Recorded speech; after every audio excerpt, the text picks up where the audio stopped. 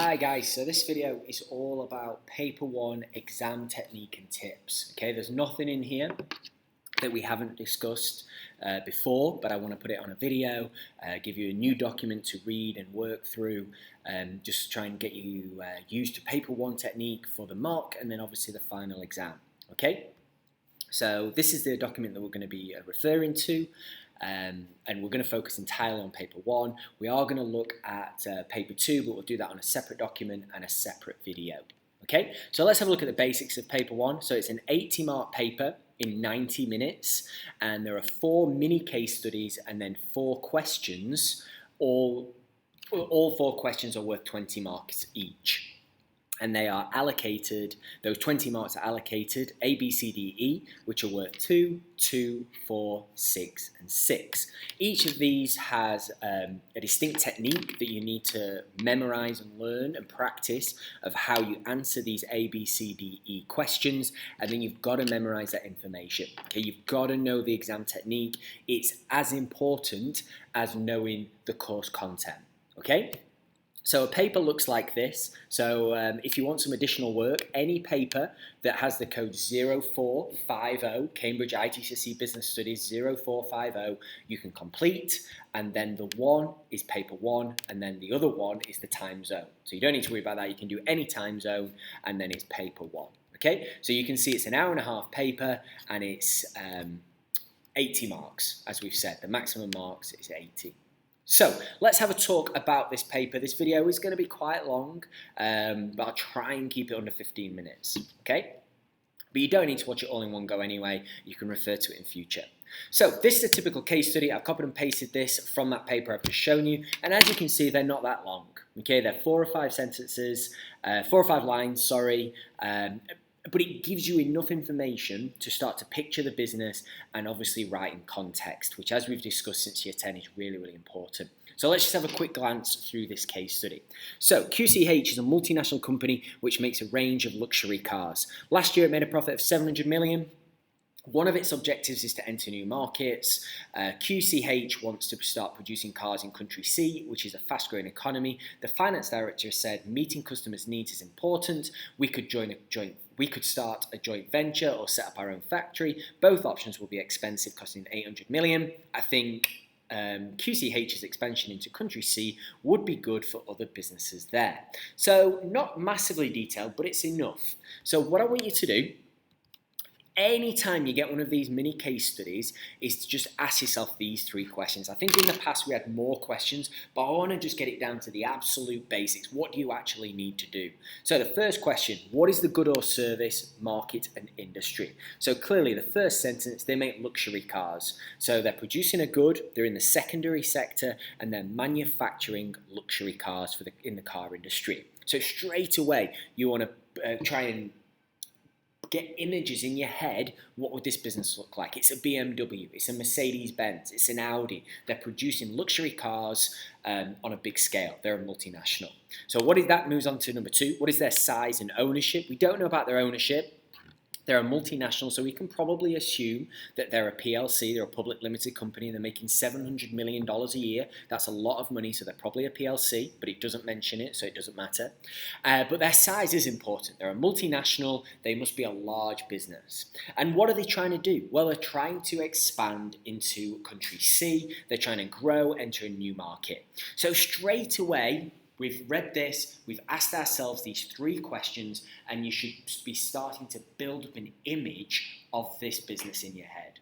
Okay? So let's have a look at an A question then. So a typical A question could be, what is meant by a joint venture? So what is meant by a joint venture? So these types of questions require detailed definitions with 2 clear points. You can write 2 sentences if you prefer. This is okay, but there's definitely no need for 3. If you're writing 3 sentences, you've spent too long on the question and you're going to struggle somewhere else. Okay, so let's have a look at my sample answer here. So a joint venture is when 2 or more businesses start a project together and agree to share the workload and startup costs. So you can see I've written 1 quite lengthy sentence, but it's got 2 clear points in there. Because there's 2 marks on offer, you're not going to get 2 marks for 3 or 4 words, or 5 or 6 words even. It needs to be a lengthy sentence. If you need to write 2 sentences, that's fine. If you feel better that you've written 2 sentences for 2 points, that's absolutely fine. But definitely don't write a third. You will run out of time. Okay, so my first point of joint ventures when 2 or more businesses start a project together, 1, and agree to share the workload and startup costs, 2. I'm showing 2 clear bits of knowledge with regard to joint ventures. Okay, so that's your what is question. Sometimes that's A, sometimes that's B, but you're definitely going to get some kind of definition. And that's why we do the Kahoots, we do the little paper quizzes, we do the whiteboards, we do those kind of like basic knowledge questions. Okay? So B then says, identify 2 advantages of QCH of having objectives. So the identify command word tells us that we're only going to need 1 sentence. Okay, we're not going to need to be using as a result, this leads to, this is because. We're not going to need to analyse. All we need to do is write 1 sentence. Okay, still needs to be a full detailed sentence, like a 1-word answer is probably not going to be enough. Even a 4-word sentence is probably not going to be enough. We need to have long, like reasonable, normal sentences. Okay, so my example again, advantage 1. So identify 2 advantages of having objectives, provides a sense of direction that guides decision making and the business's actions. Okay, so not a huge sentence, but it clearly identifies an advantage. Number 2, advantage 2, they can be used to measure success after a period of time. An even shorter sentence, but it still clearly identifies an advantage. They can be used to measure success after a period of time. So you can use your objective to measure success. Okay, so again, it's about writing 1 detailed, thorough sentence, but if you're writing 2 sentences, there's no need. All you're doing is taking time that could have been used somewhere else. So, moving on. So now we're into the 4 marker. So now we're asked to identify and explain. Okay, the key thing with the explain is that it has to be in context. Okay, go away Siri. It has to be in context. And by context, I mean linked to the case study. Okay, if you're just giving a generic textbook or from your revision guide or from your notes, you're not going to get that 2nd mark. You're only going to get the reason, you're not going to get the explanation. It has to be linked to the business and you need to use vocabulary from the case study and from the industry itself. So let's have a look. Example 1. So why my QCH want to enter new markets? Reason 1, to gain economies of scale. So they want to enter new markets to gain economies of scale. That's my reason. They may get lower prices on car parts, such as steel, if they buy in bulk. Okay, so again, we don't need that. If they buy in bulk. So gain economies of scale. They may get lower price on car parts such as steel. That's my application. Car parts such as steel if they buy in bulk. Okay. Reason 2, to increase sales. Country C is fast growing. So again, that's my application. So they may see a large increase in demand and sales by producing there. So again, 1 sentence, but it's got to be linked to the case study. Okay, moving on. I don't want this video to be too long. D questions. So D questions are often highly structured like this. You can see we've got factor 1, explanation, factor 2, explanation. So they're usually quite structured answers, these 6 markers, these D-style questions. So how are the marks awarded? There's 2 for knowledge. So that's saying something relevant. That's basically the factors. 2 for application, which again is linking it to the case study, and then 2 for analysis, which is the hows, the whys, the reasons, of why that might be relevant, or what might happen next, what might be the consequences. So to show analysis, we want to use these sentence starters, and we've talked about these in the past. As a result, this means that this should lead to these analytical sentence starters. We want to be using these throughout. So let's have a look at my answer. So the question says, we haven't actually read the question yet, identify and explain 2 factors that QCH should consider when deciding the location of the new factory. So it's a location question, which is from the operations chapter that we did recently. Let's have a look. So my answer says, factor 1, proximity to transport hubs such as ports and highways. So we want to be close to transport hubs such as ports and highways. Explanation. It is important QCH have easy access to transport hubs because a car plant will use lots of raw materials and parts such as steel, tyres and electronics. So that's my application. Having easy access should lead to quicker deliveries, less money spent on transportation costs such as petrol and wages for drivers. This will lower QCH's costs. So you can see I've made my point, I've linked it back to the case study, I've used industry-specific vocabulary, and then I've analysed why that's a benefit, why is that useful.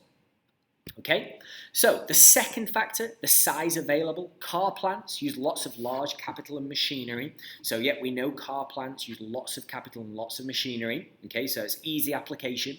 As a result, analytical sentence starter, the building must be extremely large in order to accommodate such large equipment. Finished and semi-finished cars will also need to be stored, and this will take up considerable space.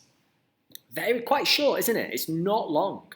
And you've got to think, you've got to get through 4 lots of these questions in an hour and a half. So you can't be writing pages and pages and pages. You want to be writing concise, lengthy sentences that are going to get you that application mark, that are going to get you that analysis mark without having to add lots of additional sentences on. Okay, it's about being clear, concise, and accurate. Okay, the final type of question then are the E questions, which are always justify questions. And as it says here, the justify command tells us that our answer has to be two-sided. We have to say why it might or why it might not. Or if there's 2 options, what are the benefits of one option? What are the benefits of another option? Okay?